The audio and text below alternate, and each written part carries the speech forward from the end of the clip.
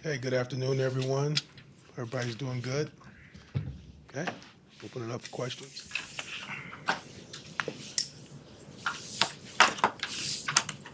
Andre, there's some signs that your run defense is picking up and making progress. Yeah, I think we're getting better every week. I think, each game we see a little bit different styles of runs, and, we've got to make adjustments on the sideline. And the guys are doing a good job of handling that. So I think we're getting better every week. I was really pleased with the way Amon Watts and James Lynch stepped in last week for Michael Pierce.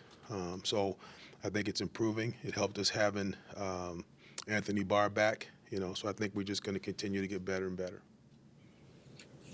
Andre, when they have a running back who can line up in the slot, in the backfield, all the way out wide, I mean, how does what challenge does that present for the defense? Well, McCaffrey's hard to defend because he can hurt you, run the ball as a running back.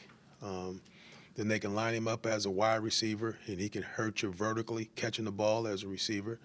And then he can hurt you just catching the ball out of the backfield. So everyone has to be aware where he is. But I think most importantly, we got to do a great job of tackling him because the thing that he does is he slips tacklers. He has the ability to make you miss. And for a guy that's not very big, he runs hard. He's a physical runner. So it's going to take all 11 of us to do a great job to try to find a way to contain him. Speaking of notable running backs, the 2017 draft class was known for having just great running backs, and this is like the sixth straight game that you've faced a guy from that class. I mean, Mixon, Carson, Hunt, you got McCaffrey this week, and I mean, how tough is it going against some of these guys, and what do you think of maybe that draft class for them? Really, every week in this league, you're going to go up against a good running back. I mean, most teams in this league have them. So they may be a little bit different style. We're playing Tennessee, and you got to go up against Derrick Henry. He's big, physical, pounding back. Then you're going to play the quick, elusive guy. So each week in this league, you're going to go up against a good running back, and so that's just the way it is. How would you say this defense is at tackling just so far? How do you feel about that? I think we've gotten better and better as the season went on. That's usually the way that it is because, you don't get to tackle, in training camp. And, the starters don't play very much in the preseason. So it's one of those things that you get better and better as the season goes on because you're getting live tackles at full speed, And we work on tackling every day, but it's not collision, take the guy to the ground. You're working on angles and wrapping up and where to have your hips, where to put your eyes, and all those kind of things. But the only way you can get better at tackling is to do it full speed. And, it's just too big of a risk to do it with your own players in practice. So I think we've been improving on it, and it's something that will keep happening as we keep playing games. What percentage would you put on the difference today, the last few years of the NFL and the practice aspect of getting away from hitting, training camp, that type of thing? Well, when I first came in the league, there was no restrictions. You know what I mean? It was a physical war for 5 weeks, and you went live. You tackled guys down to the ground. If you had Emmitt Smith, when I was in Dallas, Emmitt was different animal. You didn't tackle him, but all the other backs were live. And then those things changed over time. You tackled the receivers when they ran screens, when they caught passes down the field, but it's changed. And so I think that played a big part in tackling decreasing throughout the NFL, not just with our team, but throughout the NFL. And teams get better and better and better at it as the season goes on because they're getting those live reps at it in games. And like I said before, the only way you can get good at tackling is to do it full speed, just like everything else, over and over and over again. And you don't get to do that in practice. It's hurt coaching. Yeah. I mean, it's protected players. You know what I mean? You have less injuries because of that. There's no question about that. You have less injuries because of that. Back when I first came in the league, you had 100 and some guys that you had on your team doing training camp, and the injury reports would be humongous because the collisions were happening day after day after day. So you were losing guys like crazy. Well, that doesn't happen now. Now more of the injuries are, soft tissue muscle injuries, unless, a guy gets rolled up on or turns an ankle or something like that. But, back then you had the kind of injuries that you get in games, you had those in practice because the practices were so physical and you went true two-a-days. You were in full pads in the morning and you were in full pads in the afternoon. So you were banging the whole day, and they only got a day off every 10 days, whereas now they go 5 days and they got to get a day off. So it's a total different animal. Given all those changes, what have you found to be the best ways to work on tackling and practice it to get something close to what you can do, given the fact you can't do it live? No, the only thing you can do is work on your fundamentals and your technique, okay? Where your eyes go, what do you do with your hips, what do you do with your arms? And the most important thing is the correct angles to the ball. That's the thing that gets most guys in trouble is they take poor angles to the ball. And so now the running back or the receiver has the ability to cut back on you, and then now you have a chance for a big play. So the biggest thing that you can do now, like I said, is work on fundamentals and techniques and making sure that they know how to properly tackle. These past couple weeks, as Christian Darrisaw has been getting more one reps in practice, how has he looked against your pass rush? He's done a good job. He's got good feet for a big man. He's strong. He can anchor. He's got strong hands. So if he gets his hands on you, he has the ability to grab and hold you. So for him, it's just going to be getting reps, getting as much reps as he most possibly can to continue to improve. It's a big jump from college to the NFL for everybody.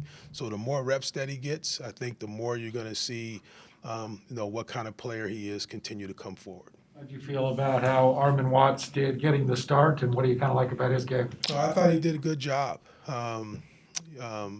He handled the middle for us very well. He was productive throughout the course of the game. He was physical. He got off blocks. I thought he did a nice job. And I think, James Lynch did the same thing when he came in there and rolled in there for him. So that's why I told you last week I wasn't concerned because I have a lot of confidence in those two guys. How close is Michael Pierce? I don't know. The trainers handle that. I just wait till they tell me he can go. So I know he's working hard at it. He tells me he feels better every day. That's about the biggest update I can give you. Zim said the other day he felt like 72% of snaps might have been a little high for Ev, but when he's playing like that, how can you is it kind of a push and pull of wanting to play him less when you are getting that much production out of him? Yeah, I've been saying what now for 3 weeks that when I'm talking to you guys, I'm talking to myself too, that I have to make sure that I protect him, But when you're in the heat of the battle, you want to win. And he was playing good, So I did the best job I could of limiting his reps. And I think the reason they ended up that high is at the end of the game, the last 3 series of the game, they ended up being all nickel reps. So he's on the nickel team, and I'm never going to take him off a nickel. So if we'd have been where it was still playing our base defense, then I would have had, DJ out there to take some reps off of him. But at the last 3 series of the game, they were all nickel reps, and they were trying to come back and throw the football. So in that instance, you're going to put your best pass rushers out there. So, so that's why his reps ended up being that high. You guys have high expectations for him and certainly have seen it over the years, but has he even surprised you a little bit with just how well he's played coming back? I can say a little bit yes, because, you judge him off of how he played on the other 2 teams. And, to me, he didn't look like the Everson that I know and love. But, he looks like Ev. And Zim and I got together late last week and said, hey, he's playing like the Pro Bowl Ev that we know. And so because of that, we should start him, but not change our plan that we have for him. Because it doesn't matter who goes out there first. But I'm very pleased where he is. I mean, he looks like the Ev of 2017, 18. And my job is to try to make sure that I keep that the way that it is and help him the best way that I can and try to keep him as fresh as possible. Is the plan to continue to have him start the game? Yeah, oh yeah. As long as he's playing good, yeah, he deserves it. That's who I am. If you're playing good and you should be starting, then you should be starting. It's nothing against DJ. DJ's getting better and playing good, but I mean, Everson Griffen being Everson Griffen should be better than DJ Wanham. Everson Griffin's a 4-time Pro Bowler, right? DJ's still a second-year player coming along. So it's nothing bad against DJ. It's not DJ, he didn't become a starter because DJ's playing bad or DJ's doing something wrong. It's because Everson is playing like Everson. And there's not very many other defensive ends in this league that would beat him out if he's playing like Everson. You guys got a sack on a stunt, if I recall, and does the NFL defense today, do they run as many stunts as they used to? It seems there aren't as many. Yeah, they do. On third down, you still get them. Yeah, you still get them a lot. The one that DJ got happened because they were trying to get two guys on Daniil. Okay, and so they were trying to get the guard and tackle to block Daniil. So if the nose was to Daniil's side, the guard would give a hand on the nose and then run out to D. Okay, so they can get this tackle and the guard on D. And so I saw that, and then I called the game where Sheldon hit it hard in the A-gap, and the guard went out to D, and then DJ wrapped back around where the guard voided to go help on D and clean right up in the quarterback's face. You've been heavily involved with the Social Justice Committee and the purchase made a donation. I was wondering what it means to you, what you hope comes of that going forward. We had a meeting last, I think it was Tuesday, and Kurt told the group about his donation, and it touched my heart. Very, very grateful for him to do that. That's something that he did not have to do.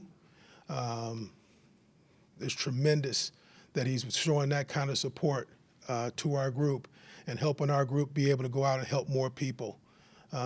So I'm very prideful for him and happy that he did that. And I told him that and thanked him, for that. That group has been working hard, and people may not know it because it's behind the scenes and we don't go out and say, look at me and pound our chests and get in front of the media and talk about it. But they work all year round, and they're busy on Tuesdays.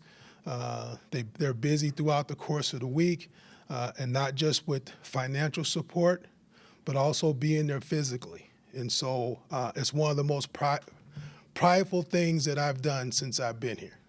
And I'm just hoping that when I'm no longer here, that it carries on, because I think it has something to help create huge change in Minnesota, not just Minneapolis, but in Minnesota. And hopefully it's something that carries on for a long time. It really means a lot to me. Andre, is it getting harder for defenses to defend teams that, less than a minute left and there's 40 yards for a 50-yard winning field goal? Is it getting harder to stop teams from getting that 40 yards? Yeah, it's difficult. Nowadays people spread you across the field, and you pretty much week to week play a big-time quarterback that has a couple of big-time receivers. So you just got to hope that your rush can make something happen in that instance, because in most cases you're not going to get blitzed during that time, because, you don't want to, bring a blitz and cut a guy loose down the field. So you're trying to cover the field, not give up an explosive play, make them dink the ball down the field and tackle them, keep the clock running. So, hopefully during that time that your rush can make something happen to turn the game around for you. When you've gone out socially with the players that are on the committee, have the community members asked you guys for more? Have they been aggressively saying, we need your help, we need financial? Yeah, there's there's several groups and companies and organizations, that have come to us for help. And then the players bring it back to the group, and then we talk about if we can help that group, how much of a financial support that we can give to that group. So we've had several organizations and groups come forward, to ask us for our assistance. Andre, what kind of an impact does a donation of that size have on what you're able to do the rest of the year or just going forward? No, it's huge because it's almost double what we have. The owners are giving $500,000, and now he did that. So it's huge. There's just more people, more organizations that we can reach out and touch. But like I said before, it's just not about the financial contributions. It's about the time, the personal time, personal one-on-one contact that these players are making with different groups and organizations to try to make things better. And to me, that's even bigger than the money. Sometimes you can throw money at stuff and say, look at me and I'm doing this. But when you go and you take your own personal time and you go show up and you're involved, that means you really do care. And to me, that's the most impressive thing. That's double for Coach. What happened in St. Paul last week? Did that feel like some of the work you're doing is in vain? Well, I'll never feel that way, and I think it's because of where I grew up and how I grew up. I'm from Richmond, California, and during the time I was growing up there, it was the murder capital of the world, of the United States, and so I've seen some things that are pretty terrible, from elementary school to middle school to high school to junior college, and I know if you put in the time and you put in the effort and you keep fighting and you never give up, that you have a chance to bring other people along, and things get better and better over time. It never changes. It never changes overnight. It's always a constant struggle. Okay, but I'm standing in front of you today, and I guarantee you, when I was in high school, you never would have thought that would have happened. Okay, but my mom stayed on me. I was fortunate to have coaches that backed me, and saw for me to see that there's a different way of living life. And that's what it's about, is to show these young men and women out there that there is hope, and they do have a chance to be better. And what they're living in and what they're seeing isn't all that life is about, and they do have a chance to succeed.